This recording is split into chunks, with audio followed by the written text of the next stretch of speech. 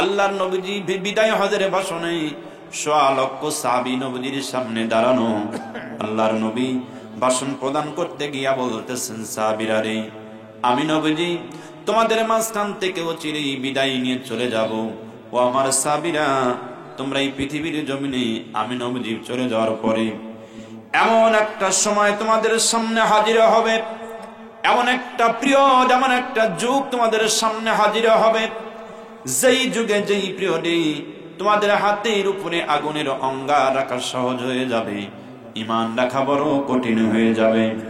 সাহাবীরা রে, শুনে রাখো, ওই সময় যদি তোমরা এই পৃথিবীর জমিনে আমি বিশ্ব নবীজির সুন্নাহ এবং আল্লাহর কোরআনকে যদি আঁকড়ে ধরো, আমি রাসূলও বলে গেলাম, পৃথিবীতে তোমরা কখনোই পথভ্রষ্ট হবে না। নবীজির জবানে হাদিস শরীফের ভিতরে বিষয়ে জানিয়ে দিয়েছেন, তারাকতু ফিকুম আমরাইন লান তাদিল্লু মা তামাসসাকতুম বিহিমা কিতাবাল্লাহি ওয়া সুন্নাতি নাবিয়্যা। নবীজির জবানে বললেন, ও আমার সাহাবীরা, অবশ্যই ইমানদারেরা, সেই দুইটা বিধান হলো, এক নাম্বার কিতাবুল্লাহ, আল্লাহর কিতাব, দুই নাম্বার সুন্নাতে নাবিয়্যা, আমি বিশ্ব নবীজির সুন্নাহ, নবীজির আদর্শ। এই দুইটা বিধান যদি পৃথিবীর মানচিত্রে আঁকড়ে ধরো, পৃথিবীতে তোমরা কখনো পথভ্রষ্ট হবে না। সুবহানাল্লাহ। সম্মানিত হাজিরিন, বর্তমান ফিতনা ফাসাদের যুগ, এমন একটা জামানা চলে এসেছে, মানুষের ঈমান রাখা বড় কঠিন হয়ে পড়েছে। কথা বলুন ঠিক কিনা? আজকে মানুষ দিশেহারা হয়ে গেছে। মানুষ কোন পথে চলবে, মানুষ কোথায় যাবে, মানুষেরা দিশেহারা হয়ে আজকে জমিনের উপরে চলাফেরা করে।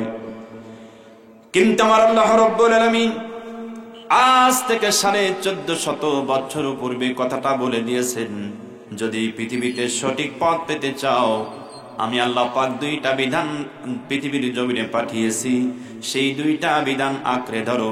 এক নম্বর কিতাবুল্লাহ, আল্লাহর কিতাব, দুই নম্বর বলেছেন সুন্নাতে নাবিয়্যা, বিশ্ব নবীর সুন্নাহ। সুবহানাল্লাহ বলবেন না? এই দুইটা বিধান যদি পৃথিবীর জমিনে আঁকড়ে ধরো, সে জামানায় তোমরা কখনোই পথভ্রষ্ট হবে না। জবান খুলে বলেন সুবহানাল্লাহ। প্রিয় হাজিরিন, তাহলে বলতেছিলাম যে ফিতনার যুগ, এই ফিতনার যুগে বর্তমান মানুষের ঈমান রাখা বড় কঠিন হয়ে পড়েছে। কথা বলুন ঠিক কিনা?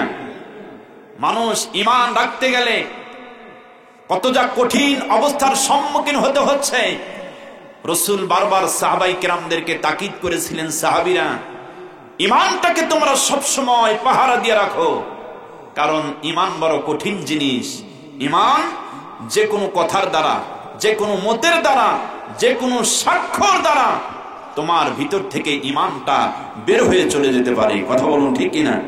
যার কারণে আমার আল্লাহ রাব্বুল আলামিন বলেছেন যে তোমরা, রাসূল বলেছেন, তোমরা ঈমানটাকে সব সময় পাহারা দিয়ে রাখো। সম্মানিত হাজিরিন, এই জন্য আমরা আল্লাহ রাব্বুল আলামিনের কোরআনুল কারীমের আলোচনায় নিয়ে এসেছি। এমন একটা কোরআনের আলোচনা আমি আপনাদের সম্মুখে নিয়ে হাজির হয়ে গেলাম। এই কোরআনুল কারীমকে যদি জানতে চাই, কোরআন এই পৃথিবীর জমিনে কোন দায়িত্ব নিয়ে, কোন প্রেক্ষাপটে তুমি নাজিল হয়ে গেলে, আমাদের একটু জানাও তো দেখি। আল্লাহর কোরআন সুন্দর করে জানায় দেয়, দুনিয়ার মানুষ জবাব নিয়ে যাও, আমি কোন প্রেক্ষাপটে নাজিল হলাম। আল্লাহর কোরআন সুন্দর করে জানিয়ে দেয়, আলিফ লাম রা, কিতাবুন আনজালনাহু ইলাইকা লিতুখরিজান নাসা মিনাজ যুলুমাতি ইলান নূর। আল্লাহর কোরআন বললেন, এই দুনিয়াতে আমি কোরআন এই জন্য নাজিল হয়েছি, আমি যখন আসলাম এই দুনিয়ায়, এসে দেখলাম গোটা পৃথিবীর মানুষেরা অন্ধকারের ভিতরে পড়ে আছে। গোটা পৃথিবীর মানুষেরা অন্ধকারের ভিতরে হাবুডুবু খাচ্ছে। আমি আল্লাহর কোরআন এই দুনিয়াতে এই জন্য আগমন করেছি, ওই যে অন্ধকারের ভিতরে পড়েছিল মানুষগুলো, তাদেরকে টেনে বের করে মিনাজ যুলুমাতি ইলান নূর, অন্ধকার পথ থেকে ফিরাইয়া আলোকিত পথের সন্ধান দেওয়ার জন্য আমি আল্লাহর কোরআন পৃথিবীর জমিনে নাজিল হয়েছি। জোরে বলেন সুবহানাল্লাহ। কোরআন পৃথিবীর মানচিত্রে নাজিল হয়েছে গোটা পৃথিবীর মানুষকে অন্ধকার পথ থেকে ফিরাইয়া আলোকিত পথের সন্ধান দেওয়ার জন্য। সুবহানাল্লাহ বলবেন না? সম্মানিত হাজিরিন, আজকে সেই কোরআনের আলোচনা আমরা শুনতে চাই না। সেই কোরআন দিয়া এই পৃথিবীতে পরিবার পরিচালনা করতে চাই না, সেই কোরআন দিয়া সমাজ পরিচালনা করতে চাই না। অথচ আল্লাহ পাক কোরআনটাই পাঠিয়েছেন গোটা বিশ্বের মানুষের হিদায়াতের জন্য এবং আলোকিত পথের সন্ধান দেওয়ার জন্য। সুবহানাল্লাহ বলেন। এবার কোরআনের কাছে জানতে চাইলাম, কোরআন এই পৃথিবীর জমিনে যদি আমরা তোমাকে দিয়া জীবন পরিচালনা করি, পরিবার পরিচালনা করি, সমাজ যদি পরিচালনা করি, রাষ্ট্র যদি পরিচালনা করি, কোরআন বলো তো দেখি এই পৃথিবীতে আমাদের কি লাভ হবে? লাভের কথা একটু জানাও তো দেখি। আল্লাহর কোরআন সুন্দর করে জানিয়ে দেয়, দুনিয়ার মানুষ জবাব নিয়ে যাও, এই পৃথিবীর জমিনে যদি তোমরা আমি কোরআন অনুযায়ী যদি সমাজ পরিচালনা করো, পরিবার পরিচালনা করো, রাষ্ট্র যদি পরিচালনা করো, লাভ কি হবে জানতে চেয়েছো? লাভের কথা আমি কোরআন তোমাদেরকে জানাই দিলাম। কোরআনের ভাষায় সুন্দর করে জানিয়ে দিচ্ছেন, ফামান তাবিআ হুদায়া ফালা খাউফুন আলাইহিম ওয়ালা হুম ইয়াহজানুন। আল্লাহর কোরআন সুন্দর করে জানিয়ে দিলেন, দুনিয়ার মানুষ আমি কোরআন অনুযায়ী যদি পৃথিবীর জমিনে সমাজ পরিচালনা করো, আমি কোরআন অনুযায়ী যদি পরিবার পরিচালনা করো, রাষ্ট্র যদি পরিচালনা করো, লাভ কি হবে জানতে চেয়েছো? শুনে নাও, লাভের কথা জেনে নাও। আল্লাহর কোরআনের ভাষায় আল্লাহ পাক বলেছেন, লাভ যেটা হবে সেটা হলো ফালা খাউফুন আলাইহিম ওয়ালা হুম ইয়াহজানুন। এই পৃথিবীতে তোমাদের কোনো ভয় নাই, এই দুনিয়াতে তোমাদের কোনো চিন্তাও নাই। জোরে বলেন সুবহানাল্লাহ। এই কোরআন যদি সমাজ পরিচালনা করতে পারি, পরিবার পরিচালনা করতে পারি, রাষ্ট্র যদি কোরআন দিয়ে পরিচালনা করতে পারি, আল্লাহর কোরআন আমাদেরকে জানিয়ে দিলেন কোনো ভয়ও নাই, কোনো টেনশনও নাই। সুবহানাল্লাহ বলবেন না? আমি এখন আপনাদের কাছে একটু জানতে চাচ্ছি, সেই আল্লাহর কোরআন দিয়া কি আগামীতে আমরা সমাজ, পরিবার, রাষ্ট্র পরিচালনা করার জন্য কাজ করতে পারি কি? হাত তুলে দেখেন তো দেখি। লিল্লাহি তাকবীর, লিল্লাহি তাকবীর। আলহামদুলিল্লাহ, আমরা সকলেই যদি এই নিয়ত করতে পারি, প্রিয় বন্ধুগণ, এই নিয়ত করার পর প্রত্যেকটা মুসলমানদেরকে আর ঘরে বসে থাকলে চলবে না। প্রত্যেকটা মুসলমানদেরকে এখন ঘর থেকে বের হয়ে কোরআনুল কারীমের দাওয়াত নিয়ে প্রত্যেকটা বাড়িতে বাড়িতে গিয়ে, মহল্লায় মহল্লায় গিয়ে কোরআনুল কারীমের দাওয়াত তার জাতির সামনে পৌঁছাইতে হবে। ঠিক না কথা বলুন? প্রত্যেকটা মানুষকে এই দায়িত্ব পালন করতে হবে। আর যদি আমরা আগামীতে এই কোরআন দিয়ে সমাজ পরিচালনা করতে চাই, রাষ্ট্র যদি পরিচালনা করতে চাই, এই নিয়ত যদি থাকে, তাহলে প্রত্যেকটা মুসলমানদেরকে এখন এক হতে হবে। কোরআনুল কারীমের ভিতরে জানিয়ে দিয়েছেন, ওয়া'তাসিমু বিহাবলিল্লাহি জামিআ, ওয়া'তাসিমু বিহাবলিল্লাহি জামিআ ওয়া লা তাফাররাকু। আল্লাহ পাক বললেন, ওয়া'তাসিমু বিহাবলিল্লাহি জামিআ, সবাই ঐক্যবদ্ধ হও, সবাই ঐক্যবদ্ধ হয়ে আল্লাহর এই কোরআনকে তোমরা ধারণ করো। লা তাফাররাকু, বিচ্ছিন্ন হয়ে যেও না। সুবহানাল্লাহ বলবেন না? বিচ্ছিন্ন হয়ে যেও না, সবাই ঐক্যবদ্ধ হও। প্রিয় বন্ধুগণ আমার, ভাইরা আমার, ঐক্যবদ্ধ হয়ে আল্লাহর কোরআনকে পৃথিবীর মানচিত্রে প্রতিষ্ঠিত করার জন্য আমাদের দাওয়াতের কাজ চালিয়ে যেতে হবে। আল্লাহ পাক কোরআনুল কারীমের ভিতরে জানিয়ে দিয়েছেন, আলতাকুম মিনকুম উম্মাতুন ইয়াদউনা ইলাল খায়র ওয়া ইয়া'মুরুনা বিল মা'রুফ ওয়া ইয়ানহাউনা আনিল মুনকার মুনকার উলাইকা হুমুল মুফলিহুন। আল্লাহ রাব্বুল আলামিন বললেন, অবশ্যই তোমাদের ভিতরে এমন একটা দল থাকবে, এমন একটা জামাআত থাকবে, যেই দলটা কি করবে, মানুষদেরকে কল্যাণের দিকে ডাকবে, মানুষদেরকে সত্যের দিকে ডাকবে, মানুষদেরকে ভালোর পথের দিকে ডাকবে। এমন একটা দল আল্লাহ পাক বলতেছেন অবশ্যই তোমাদের ভিতরে থাকা দরকার। সুবহানাল্লাহ বলবেন না?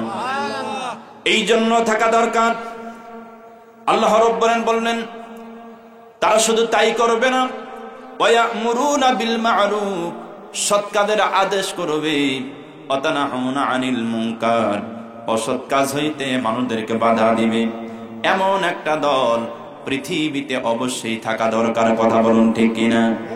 আল্লাহ রাব্বুল আলামিন বললেন, এই দল যদি থাকে, সৎ কাজের আদেশ যদি করে এবং মানুষদেরকে যদি কল্যাণের দিকে ডাকে, সত্যের দিকে ডাকে, অসৎ কাজ হইতে মানুষদেরকে যদি বাধা প্রদান করে, এই কাজগুলো যারা আঞ্জাম দিবে, আমার আল্লাহ পাক এদের ব্যাপারে জানাই দিয়েছেন, উলাইকা হুমুল মুফলিহুন, পৃথিবীতে এরাই হয়ে যাবে সফল কাম। জোরে বলেন সুবহানাল্লাহ।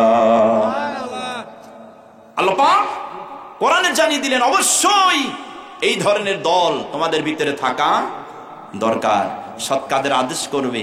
প্রিয় ভাই, আমাদের দেশে কল্যাণের দিকে মানুষকে ডাকে, ঠিক আছে, সৎ কাজের আদেশও আছে, কিন্তু আরেকটা কাজ নাই, অসৎ কাজ হইতে মানুষদেরকে বাধা প্রদান করবে, এইটা কিন্তু নাই। ঠিক না? কথা বলুন। এইটা এই জন্য নাই, সৎ কাজের আদেশ দেওয়া সহজ, কিন্তু অসৎ কাজ হইতে মানুষদেরকে বাধা দেওয়া কঠিন। ঠিক কিনা? কথা বলুন। আর এই কাজকে যদি আমরা বাধা দিতে চাই, তাহলে একা একা সম্ভব নয়, ঐক্যবদ্ধ হওয়ারই দরকার। কথা বলুন ঠিক কিনা? যদি ঐক্যবদ্ধ হয়ে যায় তাহলেই সম্ভব এই পৃথিবীর জমিনে ওই অসৎ কাজগুলোকে একেবারে নিষ্পেষিত করে সেই জায়গায় ভালো কাজগুলো প্রতিষ্ঠিত করা। জোরে বলুন সুবহানাল্লাহ। সম্মানিত হাজিরিন, এই জন্য গভীরভাবে বুঝতে হবে, আল্লাহ রাব্বুল আলামিন কোরআনুল কারীমের ভিতরে সুন্দর করে জানিয়ে দিয়েছেন, এই কাজগুলো যারা আঞ্জাম দিবে, এই কাজ যারা পৃথিবীর জমিনে করবে, তাদের জন্য লাভ আছে। কি লাভ আছে? আল্লাহ পাক কোরআনুল কারীমের ভিতরে বলতেছেন, ইয়া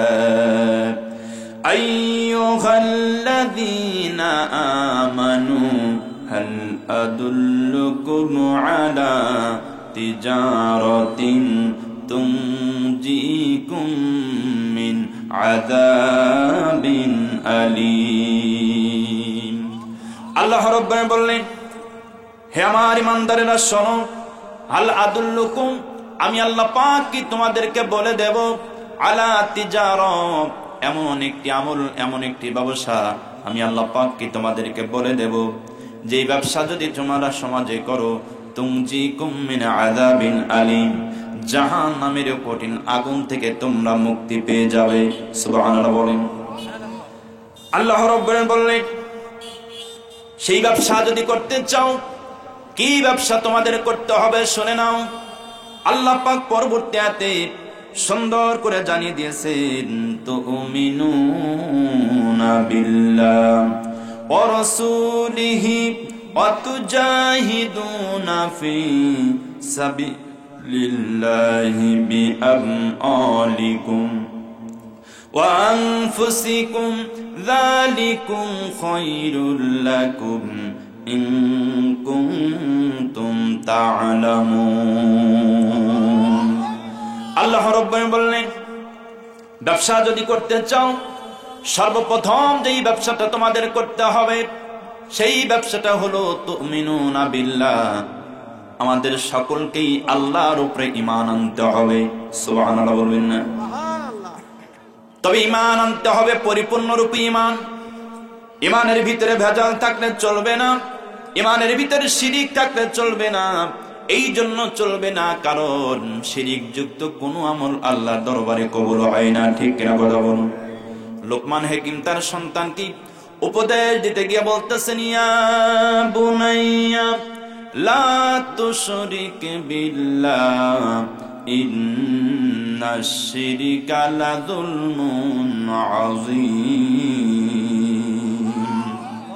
আমার কলিজার টুকরা সন্তান শোনো, লা তুশরিক বিল্লাহ, খবরদার আল্লাহর সঙ্গে শিরিক করবে না।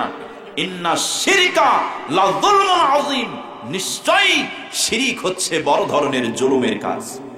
ঠিক না কথা বলুন? প্রিয় ভাইরা আমার, আমরা নিজের অজান্তেই শিরিক করে বসতেছি। কেমনে শিরিক করে বসলাম? আমি আপনাদের একটু কথা বলি, একটা বিবেক খাটিয়ে আপনারা নিজেই নিজেকে প্রশ্ন করবেন, তাহলে বের হয়ে আসবে। আমরা কেমনে নামাজ পড়ি, হজ করি, যাকাত করি, সব করি, অথচ আমাদের ভিতরে শিরিক বুঝাই হয়ে আছে। কেমনে বুঝাই হয়ে আছে?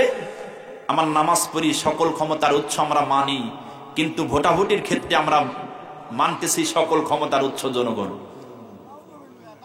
নাউজুবিল্লাহ বলে, জোরে বলে না নাউজুবিল্লাহ। কিছু কিছু সংগঠনের গঠনতন্ত্রে লেখা আছে সকল ক্ষমতার উৎস জনগণ। আচ্ছা আপনারা বলেন তো দেখি, সকল ক্ষমতার উৎস কে? আওয়াজ তুলে বলতে হবে, দুই হাত টান টান করে, সকল ক্ষমতার উৎস কে? সকল ক্ষমতার উৎস যে আল্লাহ, এতে আপনাদের সন্দেহ আছে নাকি? জোরে বলেন, সন্দেহ আছে নাকি? সন্দেহ যদি না থাকে, যারা বলে সকল ক্ষমতার উৎস জনগণ, এই কথা বলে জনগণকে পাম দিয়া টায়ারের মতো ফুলায় দেয়। ঠিক কিনা কথা বলুন? টায়ারের মতো ফুলায় ফেলে, দেখো তোমাদের উপরে শক্তিশালী আর কেউ হই নাই, অথচ শিরিক হচ্ছে। কথা বলুন ঠিক কিনা? সবচাইতে বড় শিরিক। প্রিয় ভাইরা আমার, এখন আমি আপনাদেরকে বলি, যারা এইটা মানে যে সকল ক্ষমতার উৎস জনগণ, এইটা যারা মানে আর ওই পক্ষে যারা সমর্থন করে, একটু জোরে সোরে বলেন তো দেখি, তাদের শিরিক হবে কি হবে না? আওয়াজ তুলে বলেন, শিরিক হবে কি হবে না? শিরিক হবে। সুতরাং আমি আপনাদের মাঝে বলতে চাই, ঈমানটা আনতে হবে সহিভাবে, সঠিকভাবে, পরিপূর্ণরূপে আল্লাহর উপরে ঈমান আনতে হবে। ঈমান আনার পর যদি আমরা মনে মনে ভাবি যে সকল ক্ষমতার উৎস জনগণ, আল্লাহর কসম করে বলি, আপনার ভিতরে ঈমান থাকবে না, আপনার ঈমানের ভিতরে শিরিক বুঝাই হয়ে আছে। কথা বলুন ঠিক কিনা? জোরে বলুন ঠিক কিনা? সুতরাং আমি বলতে চাই, যেই দলের ভিতরে, যেই সংগঠনের ভিতরে এই ধরনের কুফরি মতবাদ প্রতিষ্ঠিত থাকে, সেই দলের কপালে লাঠি মেরে ইসলামপন্থীদের দলের ভিতরে যুক্ত হতে হবে। কথা বলুন ঠিক কিনা? জোরে বলুন ঠিক কিনা? যেই দলের গঠনতন্ত্রে লেখা আছে সকল ক্ষমতার উৎস আল্লাহ, জোরে বলেন সকল ক্ষমতার উৎস আল্লাহ, তাহলে ঈমান আনতে হবে সঠিকভাবে, পরিপূর্ণরূপে। আল্লাহ পাক বলতেছেন, যদি জাহান্নাম থেকে বাঁচতে চাও, ঈমান পরিপূর্ণরূপে আল্লাহর উপরে আনো। সুবহানাল্লাহ। আল্লাহ রাব্বুল আলামিন বলেন, আর রাসূলিহি, রাসূলের প্রতি ঈমান আনো। আমার বন্ধুগণ, আমার আল্লাহ রাব্বুল আলামিন রাসূলের পাতানের ব্যাপারে সুন্দর করে কোরআনুল কারীমের ভিতরে জানিয়ে দিয়েছেন, কুল ইন কুনতুম তুহিব্বুনাল্লাহা ফাত্তাবিউনি ইউহিব্বুকুমুল্লাহ ওয়া ইয়াগফির লাকুম যুনুবাকুম আল্লাহু গফুরুর রহিম। আল্লাহ পাক নবীকে বললেন, নবী হে, কুল, আপনি বলে দেন, तमाम পৃথিবীর উম্মত বেটা বেটিকে বলে দেন, তারা যদি এই পৃথিবীর জমিনে আমি আল্লাহকে পেতে চায়, তাহলে এই পৃথিবীর জমিনে একজন ব্যক্তির আনুগত্য করতে হবে। সেই ব্যক্তি আর কেউ হয় নাই, সেই ব্যক্তি হলেন ফাত্তাবিউনি, আপনি নবী আপনার আনুগত্য করতে হবে। আপনার আনুগত্য করে যদি পৃথিবীর জমিনের সমাজ পরিচালনা করতে পারে, পরিবার পরিচালনা করতে পারে, আমি আল্লাহ পাক কথা দিলাম, ইউহিব্বুকুমুল্লাহ, আমি আল্লাহ স্বয়ং তখন ব্যক্তিকে ভালোবেসে ফেলবো। জোরে বলেন সুবহানাল্লাহ। শুধু ভালোবেসেই ক্ষান্ত হব না, ওয়াগফির লাকুম যুনুবাকুম, আমি আল্লাহ রাব্বুল আলামিন ব্যক্তির तमाम জীবনের গুনাহগুলো মাফ করে দেব। জবান খুলে বলেন সুবহানাল্লাহ। সম্মানিত হাজিরিন, তাহলে 2 নাম্বার গেল আল্লাহর উপরে ঈমান, রাসূলের প্রতি ঈমান। এবার আসুন 3 নাম্বার, আল্লাহ পাক বলতেছেন, ওয়া তুজাহিদুনা ফি সাবিলিল্লাহি বিআমওয়ালিকুম ওয়া আনফুসিকুম যালিকুম খায়রুল লাকুম ইন কুনতুম তা'লামুন। আল্লাহ রাব্বুল আলামিন বলেন 3 নম্বর আমল হলো আতুজাহিদুনা ফি সাবিলিল্লাহ, আল্লাহর রাস্তায় তোমাদের জিহাদ করতে হবে। আওয়াজ তোলে বলেন কি করতে হবে? জোরে বলুন কি করতে হবে? জিহাদ করতে হবে। আল্লাহ পাক বললেন জাহান্নাম থেকে যদি বাঁচতে চাও জিহাদ করো আমি আল্লাহর রাস্তায়, যদি বাঁচতে চাও জাহান্নাম থেকে। প্রিয় বন্ধুগণ, কিন্তু আজকে 15টা বছর আমরা এই জিহাদের কথা মন খুলে কোরআন থেকে আলোচনা করতে পারি নাই, ঠিক কিনা কথা বলুন?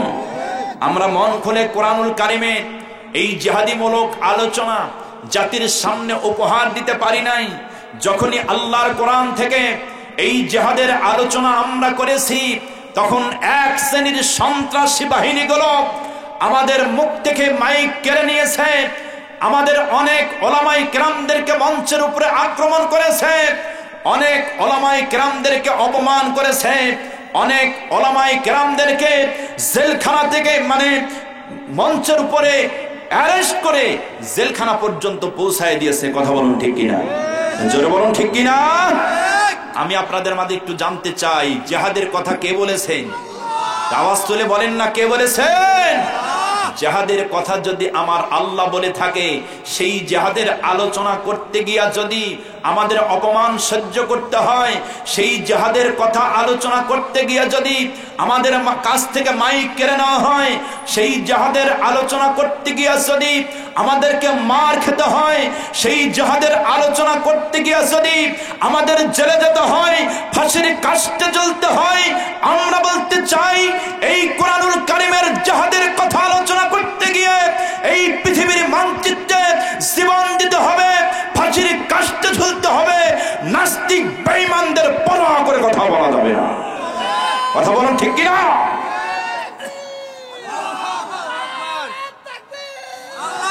ঠিক আছে, ঠিক আছে, ঠিক আছে,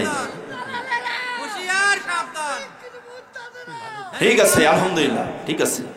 সম্মানিত হাজিরিন, তাহলে আমি আপনাদের যেটা বলতেছি, জিহাদের কথা কে বলেছেন? জিহাদের কথা আমার আল্লাহ বলেছেন। অথচ আজকে এই 15টা বছর আমাদের মন খুলে কথা বলতে দেয় নাই সেই বেঈমানেরা। ঠিক কিনা কথা বলুন? ঠিক কিনা কথা বলুন? কিন্তু আমি আজকে আপনাদের কাছে একটু জানতে চাচ্ছি, যেই নাস্তিক বেঈমানেরা আমাদের জিহাদের কথা আলোচনা করতে দিল না, গায়ে গরম ধরে গেছে কি কোন? সম্মানিত হাজিরিন, আপনারা কি রাগ করতেছেন? রাগ করতেছেন? আমি আপনাদের কাছে একটু জানতে চাচ্ছি, যেই নাস্তিক বেঈমানেরা আজকে দীর্ঘ 15টা বছর আমাদের জিহাদের কথা আলোচনা করতে দেয় নাই, তারা আজকে কোথায়? ঠিক না কথা বলো? তারা আজকে কোথায়?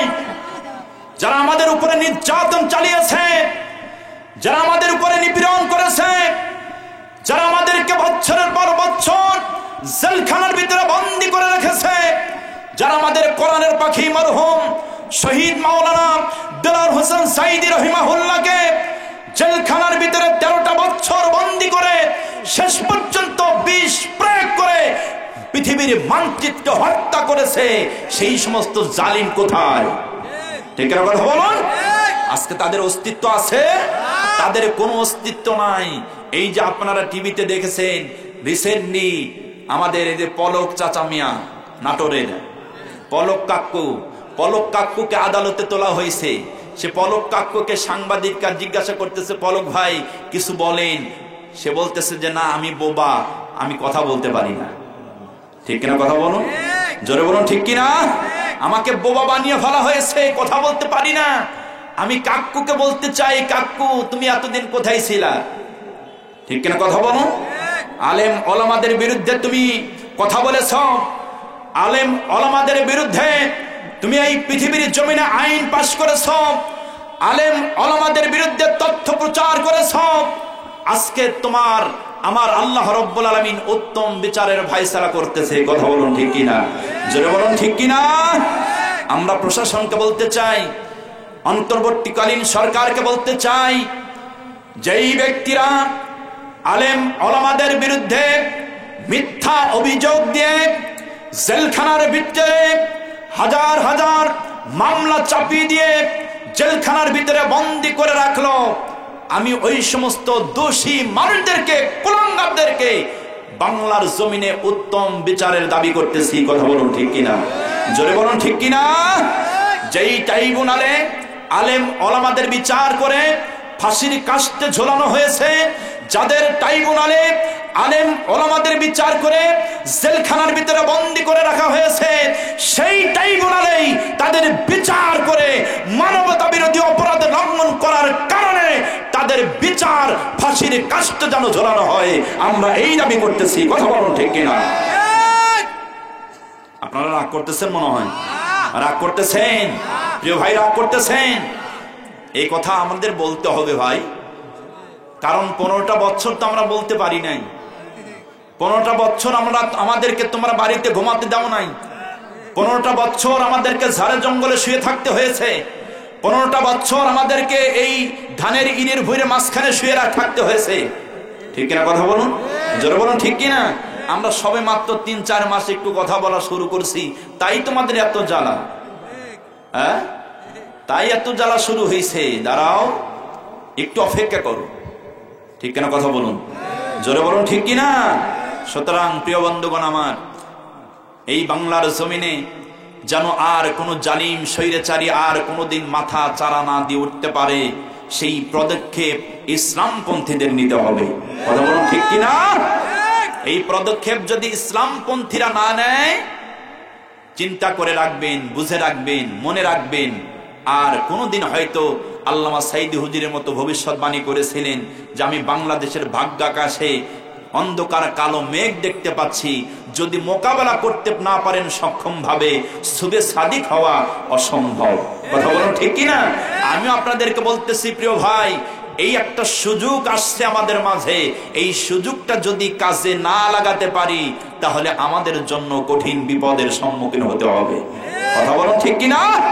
সুতরাং আমরা যথাসাধ্য চেষ্টা করব আমাদের আদর্শ দিয়ে, আমাদের চরিত্র দিয়ে, আমাদের মাধুর্যতা দিয়ে, কোরআনের বাণী দিয়ে, কোরআনের কথা বলে, মানুষকে হিদায়াতি বক্তব্য শোনায় বাংলার জমিনে তাওহীদের পক্ষে কোরআনুল কারিমের রাজ কায়েমের জন্য চেষ্টা করা। কথা বলুন ঠিক কিনা? পারবো না ভাই? জোরে বলেন পারবো না? এই কাজ যদি করি আল্লাহ পাক বলতেছেন লাভ আছে। কি বলতেছে? এই কাজ করতে পারলে কি আছে? লাভ আছে। কি লাভ আছে? শুনলেন, আজকে কোরআন থেকে বর্ণনা করতেছি। সম্মানিত হাজিরিন, আল্লাহ রাব্বুল আলামিন কোরআনুল কারীমের ভিতরে বলতেছেন ওয়া তুজাহিদুনা ফি সাবিলিল্লাহ, আল্লাহর রাস্তায় জিহাদ করো। কেন জিহাদ করব? আল্লাহকে আল্লাহর কাছে জানতে চাইলাম কেন জিহাদ করব। আল্লাহ পাক বলতেছেন এই জন্য জিহাদ করো, পৃথিবীর মানচিত্রে কোরআনুল কারীমের আইনকে প্রতিষ্ঠিত করার জন্য, কোরআনুল কারীমের বিধানটাকে বাস্তবায়ন করার জন্য জিহাদ করো। সুবহানাল্লাহ বলেন।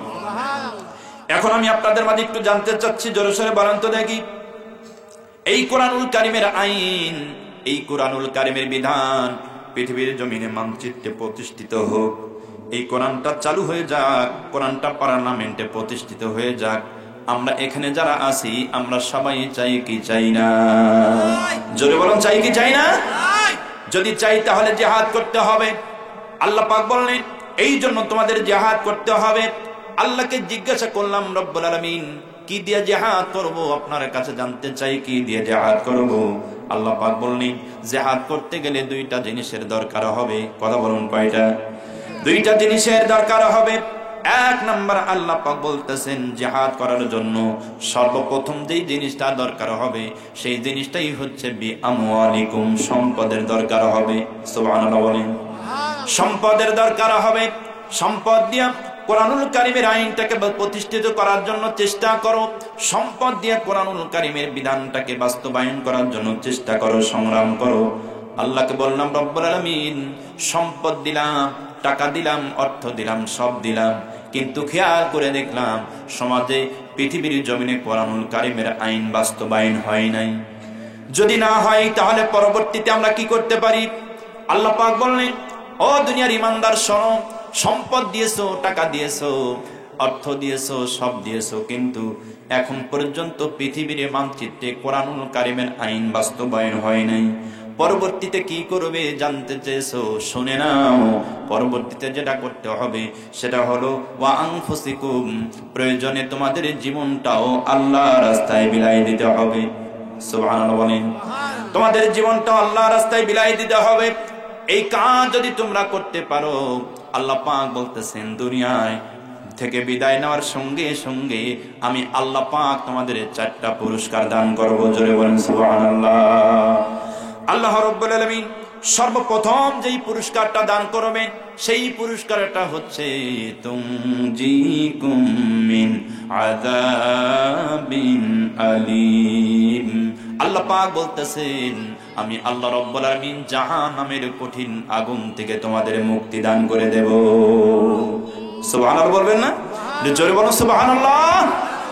আল্লাহ রাব্বুল আলামিন দ্বিতীয় নাম্বার পুরস্কার ঘোষণা করতেছেন। আল্লাহ পাক বলতেছেন ইয়াগফিরি লাকুম যুনুবাকুম ওয়া ইদখিলকুম জান্নাতিন তাজরি মিন তাহতিহাল আনহার ওয়া মাসাকিন তাইয়িবাতান ফি জান্নাতি আদ যালিকাল ফাওজুল আযীম। আল্লাহ রাব্বুল আলামিন বলেন 2 নাম্বার পুরস্কার হলো আগফিরি লাকুম যুনুবাকুম, আমি আল্লাহ রাব্বুল আলামিন तमाम জীবনের গুনাহগুলো তোমাদের maaf করে দেব। সুবহানাল্লাহ বলেন। আল্লাহ পাক বলেন ওয়া ইদখিলকুম জান্নাতিন তাজরি মিন তাহতিহাল আনহার। আল্লাহ পাক বলতেছেন 3 নাম্বার যে পুরস্কারটা দেব সেটা হলো এমন একটা জান্নাতের ভিতরে তোমাদের প্রবেশ করাবো যেই জান্নাতের তলদেশ দিয়ে ঝর্ণা ধারা নদী প্রবাহিত থাকবে। সুবহানাল্লাহ বলেন। 4 নাম্বার পুরস্কার হলো অমাসাকিনা তাইয়িবাতান ফি জান্নাতি আদ। আল্লাহ পাক বললেন 4 নাম্বার যে পুরস্কারটা হবে সেই পুরস্কারটা হলো আদল নামক একটা পবিত্রতম জান্নাতের ভিতরে তোমাদের বসবাস করার জন্য সর্বনিম্ন 3টা ফ্ল্যাট বাড়ি তোমাদের নামে বরাদ্দ করে দেব। জবান খুলে বলেন সুবহানাল্লাহ। শুধু তাই নয় রে মুসলমান, গভীর মনোযোগ দিয়ে শুনেন।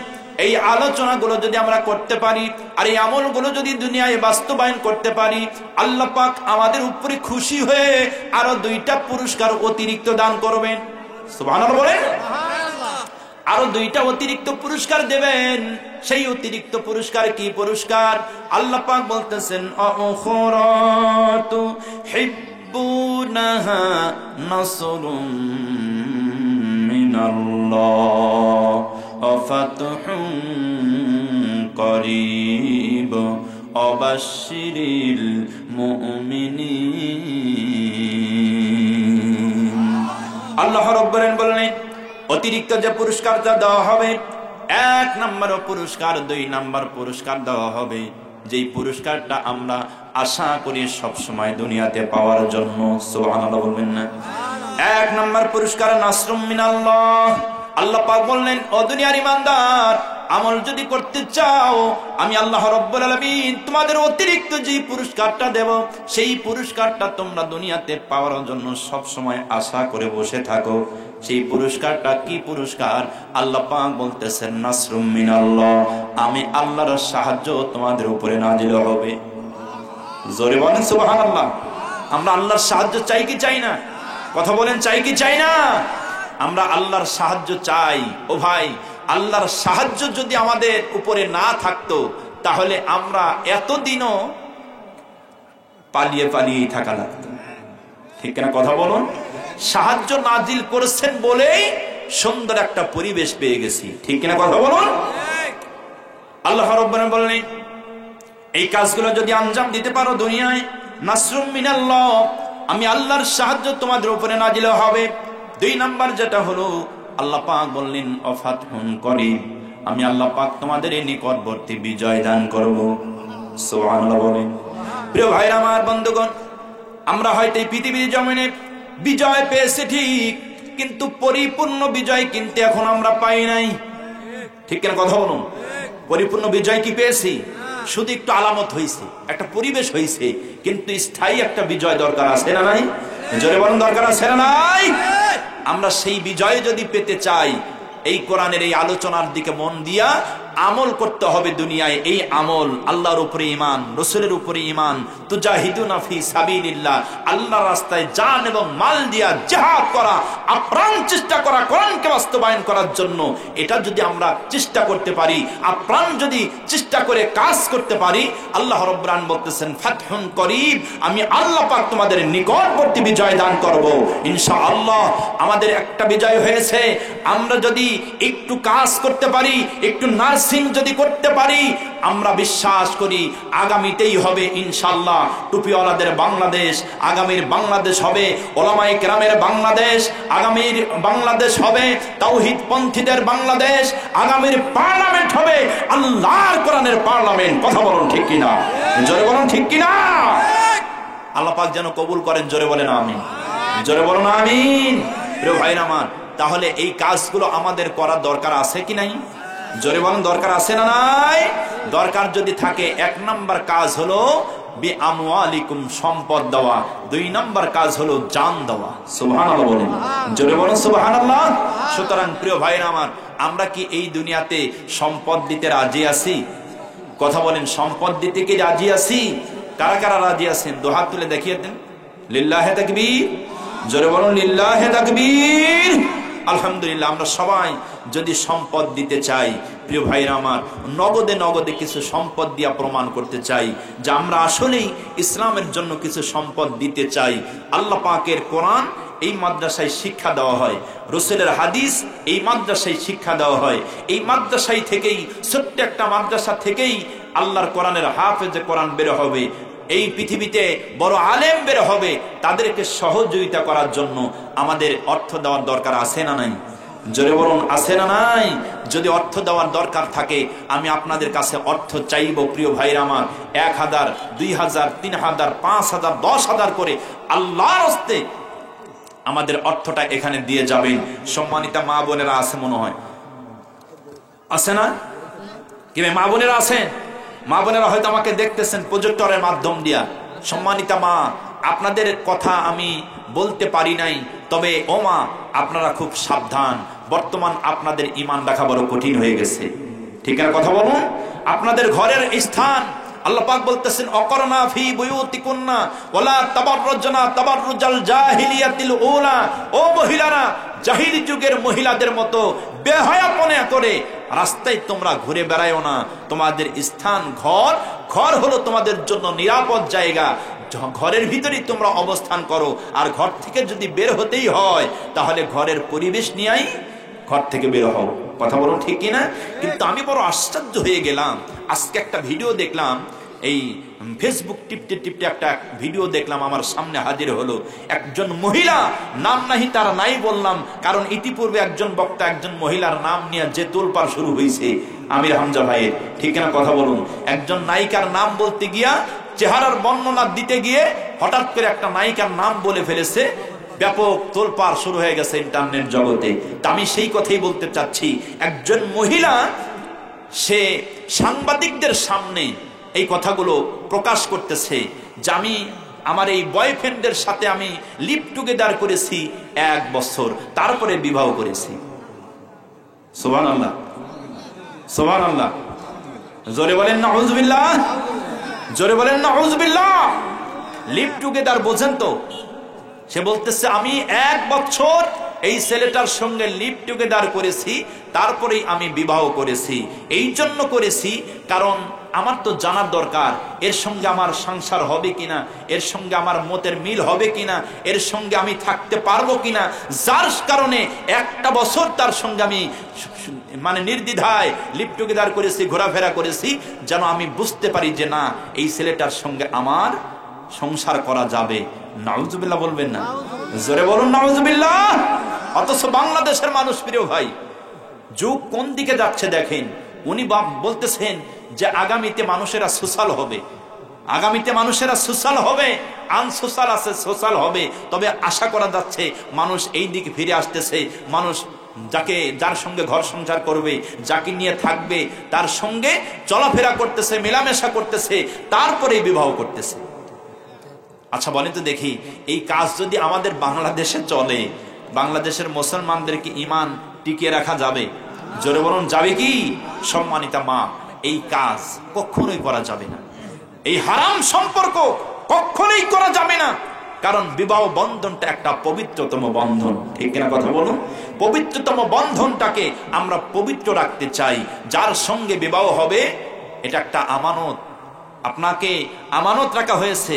এই আমানতটা যেন আপনি খেয়ানত না করেন, এই দিকে খেয়াল করে আপনারা এই দুনিয়াতে চলবেন। এই কাজ এই নায়িকাদের অনুসরণ করে কখনোই যেন আপনারা চলবেন না, এই জন্য চলবেন না। আর আমি কথাটা এই জন্য বললাম, যেহেতু সবসময় সবাই ফেসবুকের উপরে থাকে, আর এই কথাগুলো যদি সামনে আসে, আর যদি কোনো একজন মা বোন বলে যে না আমি এই রকমই হব, তাহলে কিন্তু সব শেষ।